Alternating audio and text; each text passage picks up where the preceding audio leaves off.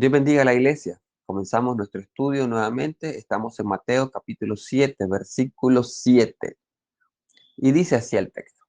Jesús continúa predicando su sermón en el monte de las bienaventuranzas. Y dice así, pedid y se os dará. Buscad y hallaréis. Llamad y se os abrirá. Porque todo aquel que pide, recibe. Y el que busca, halla. Y al que llama, se le abrirá. Jesús, una vez más, vuelve a la importancia de la oración. Esto se debe porque anteriormente venía hablando sobre el afán, la ansiedad, sobre el juzgar. Y Jesús dice, en vez de hacer de todo esto y condenar a alguien y, y tener esta actitud y con respecto a las necesidades, la necesidad de ropa, alimento, Jesús dice, lo mejor que pueden hacer es pedir, pedir, pedir a Dios lo que necesita usted, lo que necesitan sus hijos, lo que necesita su familia. Pida con confianza. Y Jesús dice, si usted pide, se os dará. Si usted busca, va a encontrar. Y si usted llama, se le abrirá la oportunidad. ¿Por qué? Porque todo aquel que pide, recibe, dice Jesús. Y el que busca, halla. Y al que llama, se le abrirá. Y Jesús viene y hace una comparación en el versículo 9. ¿Qué hombre hay de vosotros que si su hijo le pide pan, le dará una piedra? Luego dice, o si le pide un pescado, le dará una serpiente. Pues si vosotros, siendo malos, sabéis dar buenas dádivas, regalos, bendiciones a vuestros hijos, ¿cuánto más vuestro Padre que está en los cielos dará buenas cosas a los que le pidan? Jesús hace una comparación entre los hombres y Dios, entre los padres terrenales y el Padre celestial. Dice de los padres terrenales, ¿quién de ustedes, siendo papá y mamá, si su hijo le pide alimento, le dará una piedra? Haciendo referencia a un pan, que en el tiempo de Jesús era un alimento básico e importante. ¿Quién de ustedes, al pedirle a su hijo pan, le dará una piedra? No lo hace. ¿Y quién de ustedes, al pedirle pescado, pues Jesús sabe que hay pescado, no lo hace? Le da, perdón, sí lo hace, no le da una serpiente. Y ustedes son malos y hacen cosas buenas. Asimismo mi Padre, que no es malo, sino que Él es bueno, al que le pide, le da buenas cosas. Pero lo importante aquí es que pidan, que tengan esa comunicación con mi Padre Celestial. Si no la tiene, si no pide, no va a recibir. Jesús aclara significativamente que el recibir está en poder pedir a Dios lo que necesitamos, lo que queremos. Y luego dice,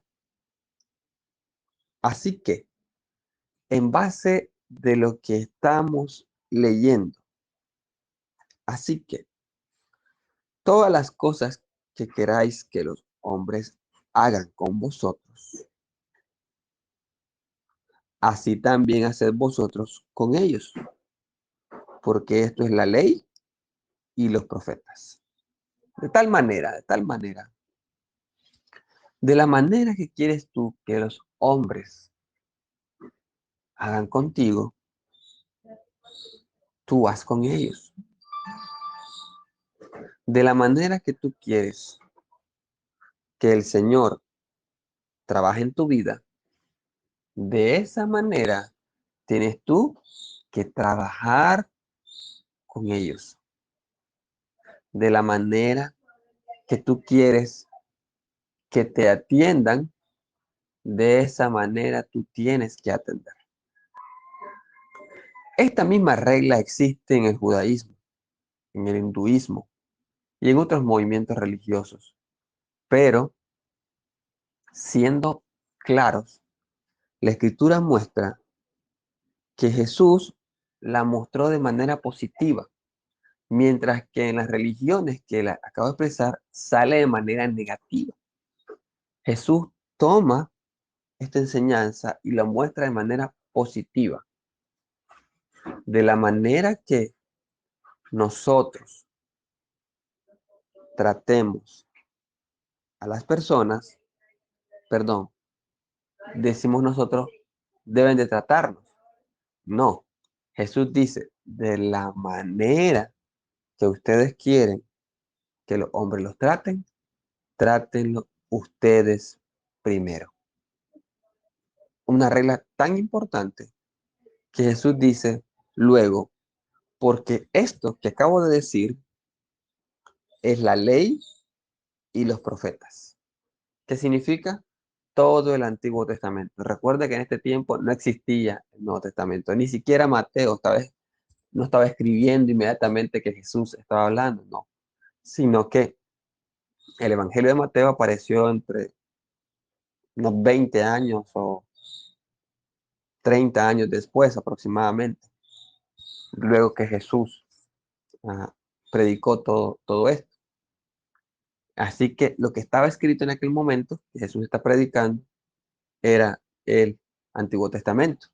Y Jesús dice que esta manera de comportarnos es la ley, o sea, Génesis, Éxodo, Levítico, Número, Deuteronomios, los profetas mayores, los profetas menores y como le dicen los judíos, los profetas anteriores, que son Josué, Samuel, etcétera. Volviendo al punto y principal de lo que venimos estudiando, todos estos, todas estas enseñanzas en el Sermón del Monte hablan claramente del comportar del hombre. Y cada una de ellas muestran lo que Dios quiere que nosotros hagamos. Que no nos afanemos, que no juzguemos, o sea, que no condenemos a nadie. Que tengamos una comunión de oración en base a las necesidades que tenemos con Dios y las expresemos. Y luego dice, así que todas estas cosas que queráis que los hombres hagan con ustedes, así también haced ustedes con ellos, porque esto es la ley y los profetas. O sea que viene primeramente de nosotros. Lo que nosotros queremos que ellos hagan con nosotros, nosotros haremos primero con ellos. Este conjunto de enseñanzas, todo esto, Jesús la va a resumir en el versículo 13 en dos expresiones, entre una puerta ancha y una puerta angosta. En el versículo 13 entonces dice eso, entrad por la puerta estrecha. La palabra estrecha viene de un griego, que es la misma que utilizan para aplastar las uvas. Esta palabra significaba aplastar uvas. Y entonces dice el texto, entrad por la puerta estrecha. O sea, entrad por la puerta que aplasta. Jesús está diciendo que esta es una puerta difícil de entrar. Dice el texto, entrad por la puerta estrecha, porque ancha, amplia es la puerta y espacioso el camino que lleva a la perdición, y muchos son los que entran por ella. Jesús dice, entrad por la puerta estrecha. ¿Y cuál es esa puerta estrecha, estimado hermano?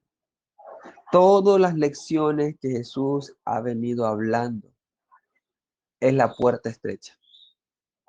Todo lo que Jesús viene diciendo es la puerta estrecha. Todo lo que Jesús ha tocado sobre la oración, sobre el ayuno, sobre guardar nuestros tesoros en el cielo, sobre tener cuidado con las riquezas, no afanarnos sobre la lámpara del cuerpo que es el ojo. Todo eso, dice Jesús, es mi puerta estrecha. Entrad por esa puerta. O sea, cumplan todo esto que he dicho yo. Dice, entrad por la puerta estrecha porque ancha es la puerta y espacioso el camino que lleva a la perdición. Y muchos son los que entran por ella. Los que no cumplen esto, no entran en la puerta estrecha, sino por la ancha. Y son muchos los que se pierden. Porque estrecha es la puerta y angosto el camino que lleva a la vida. Y pocos son los que la hallan. Jesús dice una verdad total. Dice, ancho es el camino de la perdición. O sea, los que van en contra de todo lo que yo he dicho. Mientras que estrecho es el camino de la salvación. Y Jesús declara claramente que es un camino difícil, un camino muy, muy difícil, y pocos son los que la hallan. Y aquí viene otra parte importante. ¿Son muchos los que se salvan? Preguntaron una vez a Jesús. Y Jesús contestó esta misma expresión. Pocos son los que la hallan, esforzados para entrar por esas puertas. Realmente es necesario un esfuerzo pleno para poder entrar por esta puerta. Todo lo que Jesús ha dicho anteriormente sobre las reglas de oro, o sea, poder hacer bienes o hacer lo que nosotros queremos, que hagan con nosotros, hacerlo nosotros primero, perdonar a nuestros enemigos, orar por los que nos persiguen, eh, no cortar de nuestro cuerpo aquello que nos contamina, sacar ese ojo que nos contamina, etcétera. Todo esto, Jesús dice, no es fácil, es estrecho, es un camino muy estrecho que te aplasta. Pero si no tomamos ese camino, el camino que nos queda es el ancho y por lo tanto sabemos que perderemos nuestra alma. Por eso Jesús luego dice en el versículo 15, guardaos de los falsos profetas. No está hablando de profeta como aquel que habla en futuro, que es una de las características de un profeta. En este caso está hablando de los falsos predicadores, guardados de falsos que hablan supuestamente en el nombre de Dios, que vienen vestidos a vosotros con vestidos de ovejas, pero por dentro son lobos rapaces. Por su fruto los conoceréis.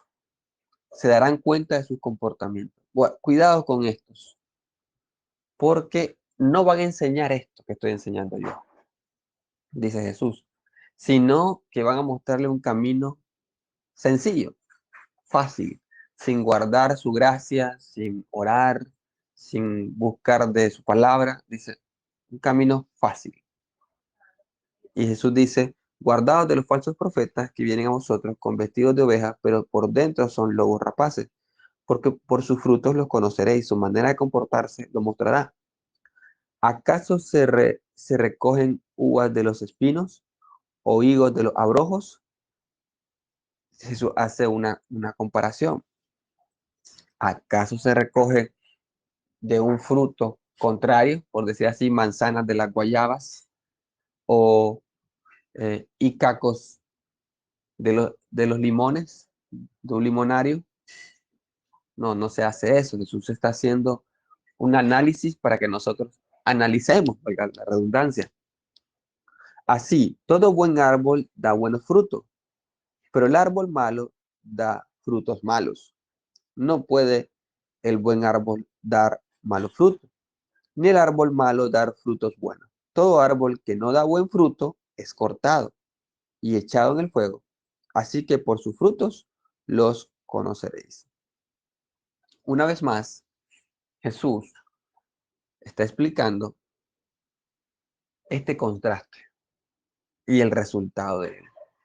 Todo árbol que no da buen fruto, y está hablando de los profetas en ese momento, que no da buen fruto, o sea, que no da el fruto verdadero, será cortado. Todo árbol que no diga la verdad, todo profeta que no diga la verdad y no enseñe conforme a las escrituras, pues será cortado. Eso dice la escritura. Una vez más, él instruye sobre esto y dice el Señor, otra vez, no todo, versículo 21, no todo el que me dice Señor, Señor, entrará en el reino de los cielos, sino el que hace la voluntad de mi Padre que está en los cielos. Jesús está hablando aquí de tres puntos. La primera, no todo el que me dice Señor. Recuerde que en este contexto Jesús está haciendo una aplicación sobre el día del juicio. En el día del juicio, no todo el que le haya dicho Señor a él tendrá acceso, sino el que hace la voluntad del Padre. ¿Y cuál es la voluntad del Padre? Primeramente, lo que está inmediatamente, que habla sobre los profetas. Le dice en este texto, los que dan el fruto según lo que Dios ha mandado, siendo profetas verdaderos, no lobos rapaces, sino ovejas. Y antes de eso dice todos estos mandamientos que están anteriores, que es la voluntad de su Padre. Al decir él, esta es la ley y los profetas, implica que esta es la voluntad del Padre. Hacer bienes a aquellos para nosotros según lo que ellos quieren. Recuerden también lo que habla del ayuno. Y mi Padre te recompensará en secreto, en público, perdón. Esa era la voluntad del Padre. Luego dice otro texto eh, con respecto a las limosnas, para que tu limosna sea en secreto y tu Padre que ve en un secreto te recompensará en público. Otra vez, ¿qué estoy diciendo? La voluntad del Padre es todo lo que Jesús viene enseñando. Y por eso advierte que si alguien enseña algo en contra de lo que él está diciendo, pues es un falso profeta. Y dice, muchos, versículo 22, me dirán en aquel día, Señor, Señor, ¿no profetizamos en tu nombre? No, o sea, Jesús está diciendo, no predicamos en tu nombre. Y luego dice, y en tu nombre echamos fuera demonios, y en tu nombre hicimos muchos milagros. Versículo 23, y entonces le declarará, nunca os conocí, apartados de mí, hacedores de maldad. Quiero aplicar esto, y siempre para con nosotros. Estimados hermanos, ministros, predicadores, nosotros predicamos, instruimos, enseñamos. ¿Está bien? Voy a utilizar este término también. Echamos fuera demonios. ¿Cómo echamos fuera demonios? Pues oramos al Señor para que todos esos espíritus de maldad salgan de los hogares, de las familias y vengan a paz. Cuando les predicamos el Evangelio y vienen a Cristo, la Escritura habla que todo sale, todos los pecados, todo ese gobierno de Satanás se va. Y luego dice otro texto, hicimos milagros, obras de bendición que eran muy difíciles para el hombre solo hacerla. Fuimos nosotros instrumentos de ayuda, de bendición, en oración, en atención, en benevolencia. Hicimos milagros. El Señor nos utilizó para hacer milagros. Está bien. Pero aún así, dice el Señor, que si nosotros no guardamos todo lo que está antes de este texto, oración, comunión, orar por los que nos persiguen, etcétera, y no enseñamos conforme a esto, el Señor al final nos declarará, nunca os conocí. no los conozco. Son realmente hacedores de maldad. ¿Qué significa esto? En nuestro corazón, en nuestra mente, tenemos un concepto nosotros de nosotros mismos. ¿Se acuerdan lo de la viga y la paja? Eso sucede en nosotros. Nosotros nos miramos buenos, santos, rectos y siendo muy sinceros, muchas veces no lo somos. Nos engañamos a nosotros mismos. Jesús quiere que tengamos la habilidad de darnos cuenta que si estamos rigiéndonos por estos mandamientos que el Señor ha dicho, que no pasarán. ¿Nos regimos por estos mandamientos, estimados hermanos? Primeramente hablo con los ministros, yo uno de ellos, porque se nos exigirá más. Con respecto a la iglesia, ¿estamos regidos por estos mandamientos? Jesús dice que es importante que enseñemos conforme a esta escritura. Si usted se da cuenta, estos hombres creían en Jesús, estos profetas, según este texto, hablaron de Jesús, Señor, Señor. Se creían en Jesús, pero no guardaron lo que Jesús mandaba. No hicieron lo que Jesús decía. Tal vez no oraban por sus enemigos, tal vez no eran misericordiosos, tal vez no trataban como ellos querían ser tratados, tal vez condenaban, tal vez hacían injustos juicios, no lo sé. Pero Jesús está diciendo a estas personas que profetizaron, que hicieron milagros, que sacaron demonios, que hicieron la obra, no los conozco. ¿Por qué? Porque unos textos anteriores, sus frutos no eran sus frutos realmente.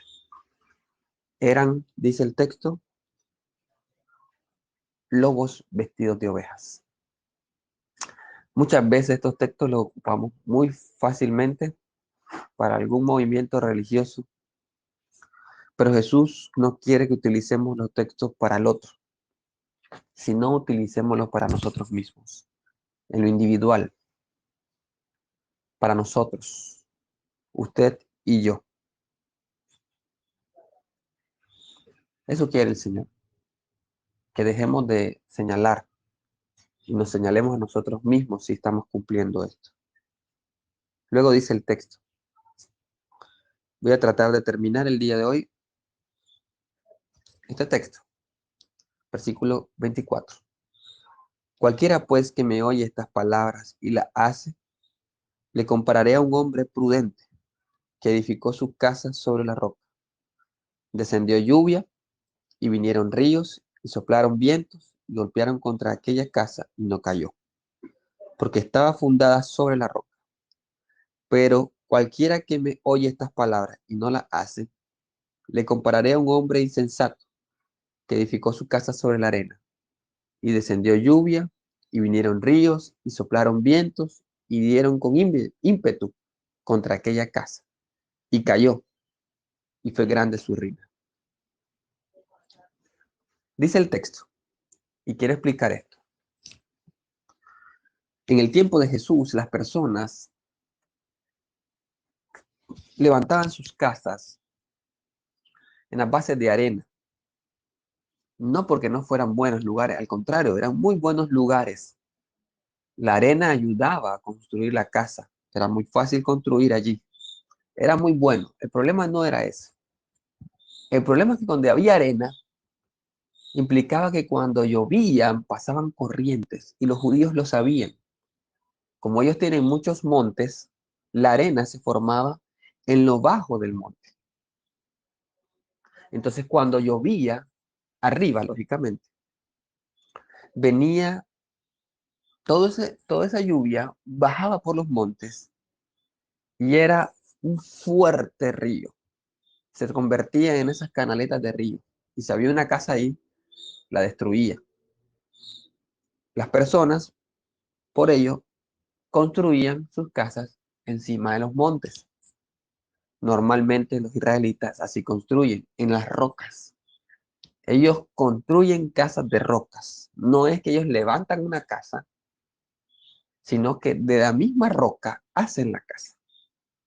La misma casa es la roca. O mejor dicho, la misma roca es la casa, es la casa. Ellos la preparan.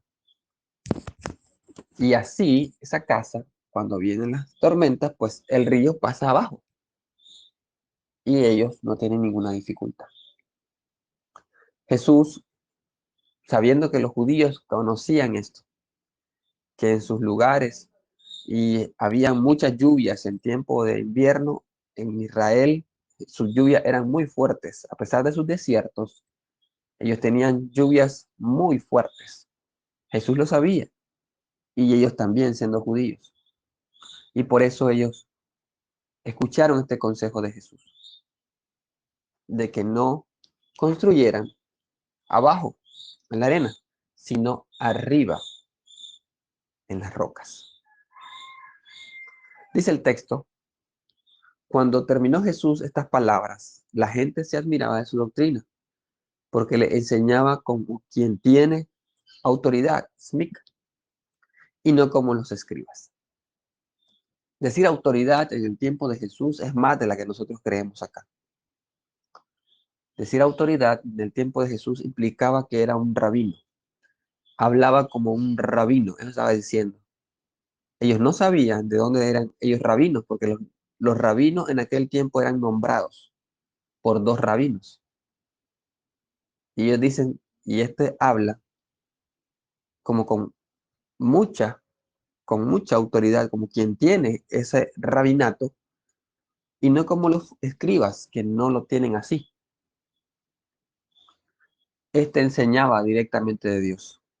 Eso es lo que se dieron cuenta. Espero que nosotros también podamos reconocer que el Señor enseña con toda autoridad y que estas palabras de Él hasta hoy son vivas y eficaces y nos y estarán en el día del juicio para con nosotros. O serán de nuestra bendición o serán de nuestras contra estas palabras. Dios les bendiga.